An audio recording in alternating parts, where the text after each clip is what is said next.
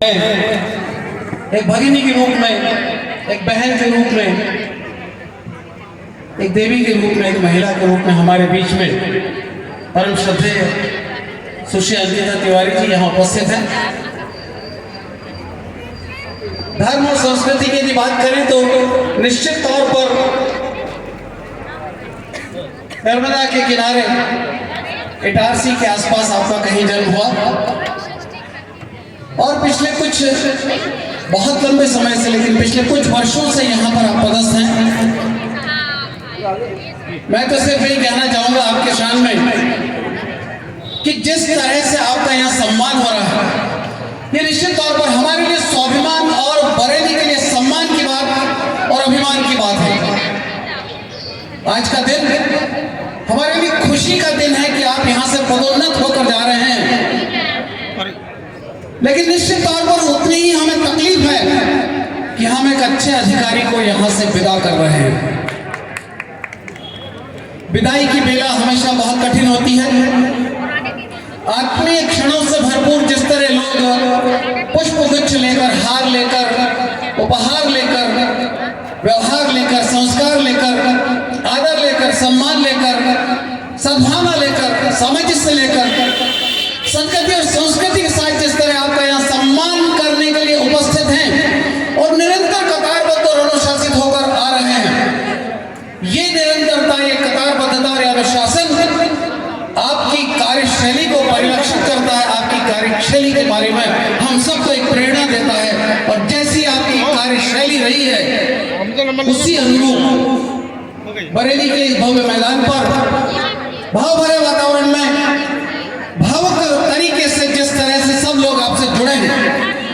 ये जुड़ाव मैं समझता हूँ कि तन का नहीं है, ये धन का नहीं है, ये आत्मीयता का है, ये मन का है। मन के इस मिलन में बिछोह की कहीं ना कहीं मैं समझता हूँ कि बिछोह की हमें एक जानकारी आ रही है। वो बिछोह की जानकारी हमारे लिए निश्चित तौर पर असहनीय वेदना देने वाली जरूर होगी, लेकिन उसके बिल्कुल विपरीत जिस तरह से आपको शासन ने आपके क्रियाकलापों को, आपकी गतिविधियों को लेकर, आपके अनुशासन को लेकर, आपकी प्रशासनिक क्षमता, योग्यता और दक्षता को लेकर जिस तरीके से आपको पदोन्नति दी है, ये पदोन्नति आपकी अकेले की नहीं है, हम सब लोगों के मन की है, हम सब लोगों की आत्मा की है, हम सब लोगों के विचार की है और हम सब लोगों की भावनाओं की है। मैं आपका बहुत अभिवादन करता हूँ, बहुत अभिनंदन करता हूँ। शब्द श्रृंखला में यदि हम बात करें तो सदैव जब भी कोई हमारे परिवार में बहन के रूप में आती है, भाभी के रूप में आती है, बिटिया के रूप में आती है, माँ के रूप में आती है, तो किन शब्दों से हम, संस्कृति ने जिन शब्दों का मातृशक्ति के लिए दोहन किया है, मैं उन्हीं शब्दों के साथ आपका अभिवादन करता हूँ। या देवी सर्वभूतेषु शक्ति रूपेण संस्थिता, या देवी सर्वभूतेषु शांति रूपेण संस्थिता, या देवी सर्वभूतेषु युक्ति रूपेण संस्थिता, या देवी सर्वभूतेषु मंगल रूपेण संस्थिता, या देवी सर्वभूतेषु भगिनी रूपेण संस्थिता, या देवी सर्वभूतेषु मातृ रूपेण संस्थिता, या देवी सर्वभूतेषु युक्ति रूपेण संस्थिता, कांति रूपेण संस्थिता, विद्या रूपेण संस्थिता, शिक्षा रूपेण संस्थिता, मंगल रूपेण संस्थिता और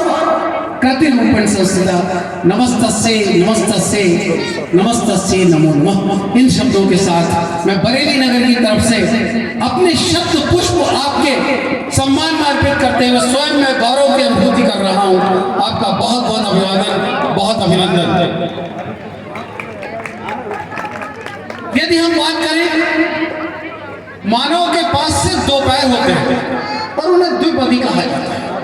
पुरुष होता है तो द्विपद कहा जाता है और मातृशक्ति होती है तो द्विपदी कहा जाता है। लेकिन मैं आपको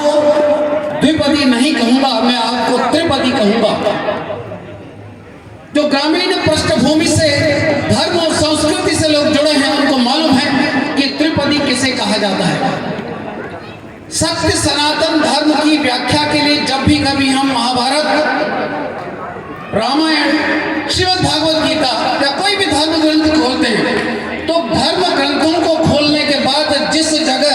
हम पहले पालथी मारकर बैठकर जिस लकड़ी के सांचे में उस ग्रंथ को रख कर पढ़ते थे वो ग्रंथ कहा जाता था त्रिपदी, जिसमें हमारे बुजुर्ग रामायण पढ़ा करते थे, रामचरितमानस पढ़ा करते थे। आपने सामंजस्य स्थापित किया है समाज के प्रति, आपने सामंजस्य स्थापित किया समरसता के लिए,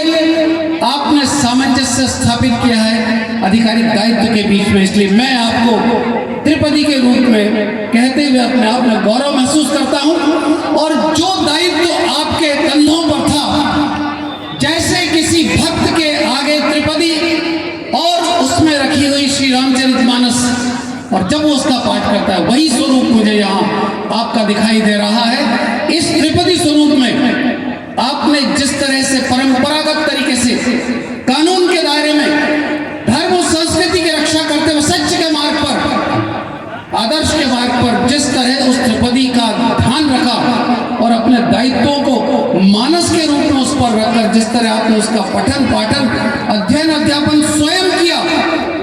और हम सब लोगों को पीड़ा के समय सुनाया। आपका व्यक्तित्व और कृतित्व महान है, विशाल है,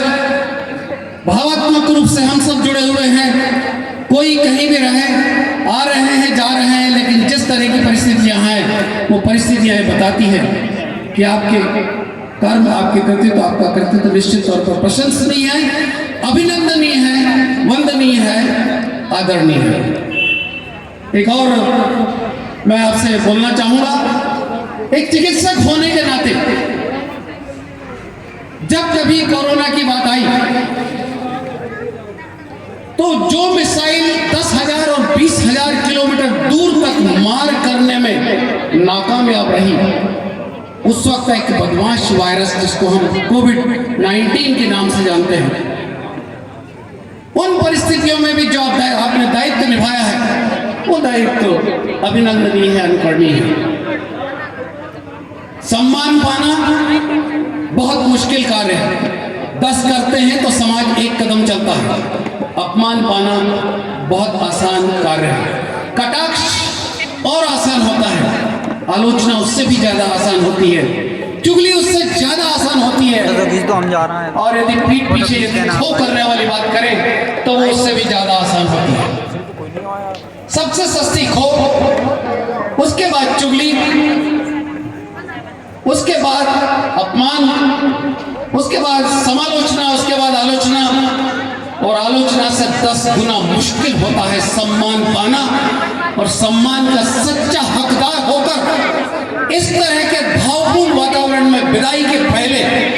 आपका यहाँ सबका इकट्ठा होना बहुत आदर करता हूँ, बहुत अभिनंदन करता हूँ। बरेली के इतिहास में मैं यही कहना चाहूंगा अपने शब्दों के साथ कि आधिकारिक तौर पर आपने जिस तरह से अपनी क्षमता, योग्यता, दक्षता और कर्तव्य परायणता का इम्यूनिटी बूस्टर इस शहर को और इस शहर में अपने दायित्व को दिया है,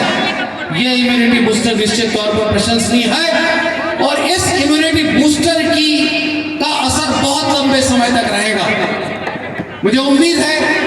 कि आपके सम्मान को देखकर, आपके गौरव को देखकर, आपकी धर्म पताका को देखकर, आपके कर्तव्य परायणता को देखकर, आपके व्यक्तित्व को देखकर, आपके व्यक्तित्व की विशालता को देखकर, आपके हृदय को देखकर, आपकी शालीनता को देखकर, आपके संस्कार को देखकर, आपकी विद्वत्ता, आपकी दक्षता को देखकर, आपके सहिष्णुता को देखकर, आपके संस्कार को देखकर और आपके सामंजस्य के साथ साथ समाज के साथ समरस तरीके से सामंजस्य स्थापित करते हुए बिना कानून तोड़े सच्चाई के रास्ते पर जिस तरह आपने चलकर इस शहर के माध्यम से इस प्रदेश की, इस जिले के, इस देश की सेवा की है, ये बरेली आपका सदैव सदैव आभारी रहेगा और बहुत आभारी रहेगा। जैसा कि मेरे से पहले बंटी पालीवाल जी ने बोला था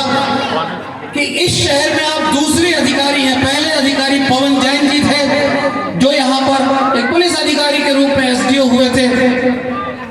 और एसडीओ होने के बाद जिस तरह का आभार, जिस तरह का अभिवादन,